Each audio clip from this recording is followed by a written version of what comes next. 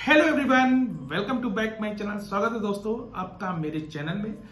आज हम लोग बात करने जा रहे हैं कलकत्ता हाई कोर्ट का एक और इम्पोर्टेंट लेटेस्ट जजमेंट के बारे में। जैसे अगर आपके ऊपर 498 के केस चल रहा है और आप बहुत ज़्यादा परेशान हैं, तो कैसे आप अपने केस को ख़त्म कर सकते हैं, वो आज के वीडियो हम लोग देखेंगे। और इस जजमेंट से आपको जो आपका केस है उसको कैसे आप और अच्छे से मजबूत बना सकते हैं। तो जजमेंट को पूरा देखिएगा। कैसे पत्नी ने अपने पति के ऊपर ये आरोप लगाती है कि पति का जो संबंध है किसी दूसरी औरत के साथ चल रहा है और उसका एक अवैध संबंध चल रहा है। तो उसके आधार पर उन दोनों के बीच में जो लड़ाई होती है, जो डिस्प्यूट होता है, वो इसका जो मेन रीजन है उसके आधार पर कैसे उन लोग अपना केस को सेटल करते हैं, वो आज की वीडियो में है। तो ये जजमेंट आपके लिए बहुत ज़्यादा इंपॉर्टेंट है, तो वीडियो को पूरा लास्ट तक देखिएगा और जो भी क्वेरी दिए गए कमेंट बॉक्स में हमसे जरूर पूछिएगा। तो चलिए शुरू करते हैं। एक्चुअली जो ये मैटर है और लोगों में सबसे ज़्यादा क्वेश्चन यही पूछते हैं कि सर 498 का जो केस है, अगर पत्नी ने अपने पति के ऊपर जो लगाया, उनके फैमिली मेंबर पे लगाया, तो वो कैसे खत्म करें, कैसे केस चुटकियों में खत्म करें। वो उसके लिए बहुत ज़्यादा इंपॉर्टेंट क्या इंपॉर्टेंट फैक्ट है, तो वो आपको इस जजमेंट से पता चलेगा। हुआ ये था कि मामला कि पत्नी और पति, ये इन दोनों की जो शादी होती है वो 1995 में होती है। हिंदू रीति रिवाज से शादी करते हैं। उसके बाद ये लोग इन लोगों के बीच में कुछ डिस्प्यूट अराइज होता है, तो ये लोग 2010 में लीगली अपने फैमिली से अलग अलग सेपरेटली रहने लगते हैं।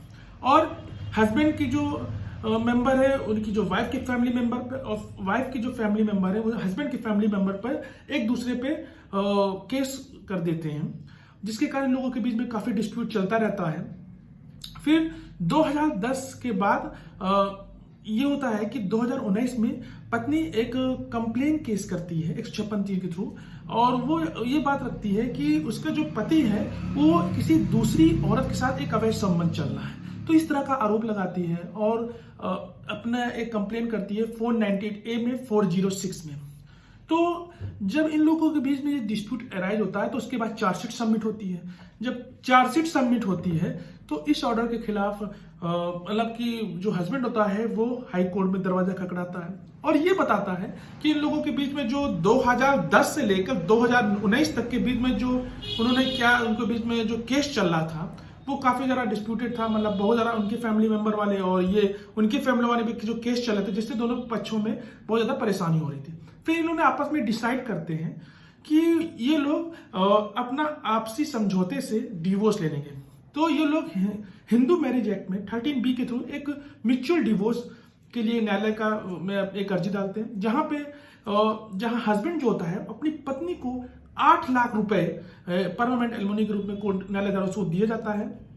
और उसके बाद इन दोनों के बीच में जो डिस्प्यूट होता है उसका ये लोग कहते हैं कि इन दोनों के ऊपर जो भी केस है वो अब उसका मतलब ये चाहते हैं कि उसका निस्तारण हो जाए, वो खत्म हो जाए। तो ये जो पति होता है ये बताता है न्यायालय के समक्ष में कि जो उनके ऊपर जो पेंडिंग केस है वो उनको विड्रॉ करना चाहते हैं, क्योंकि इन दोनों के ऊपर जो भी इन लोगों का जो सेटलमेंट है और जो इन लोगों के बीच में डिवोर्स हो गया है वो हो गया है, कंप्रोमाइज हो गया है। अब ये आगे आपस में और भी केस नहीं करना चाहते, तो ये उसमें विड्रॉ चाहते हैं। तो ये इस आधार पे कोर्ट इनकी बातों को एक्सेप्ट करती है और इनका जो भी केस चल रहा होता है वो आपसी सहमत से मतलब जो भी हुआ था उससे सेटल हो गया होता है। और जो भी इन्होंने केस किया है, यानी कि पत्नी ने जो पति के ऊपर जो केस किया है 498 का, वो विड्रॉ करके उसको डिसमिस कर देता है। तो जो भी पेंडिंग केसेस हैं वो खत्म हो जाते हैं, कोई ऑफेंस बनता है, जिससे पति अपने जो भी उसके ऊपर केस चल रहे होते हैं उससे बरी हो जाता है। तो आपको ये समझना है कि अगर आप के जो ऊपर जो केस चल रहा है, यानी कि आपके फैमिली मेंबर के ऊपर जो केस चल रहा है, तो आपको देखना है कि अगर वो काफी साल से चल रहा है, होता है कि काफी साल तक केस चलता रहता है, कोई सेटलमेंट नहीं होता, कोई गुंजाइश नहीं होती कि कब तक चलेगा, कब इसका सोल्यूशन होगा।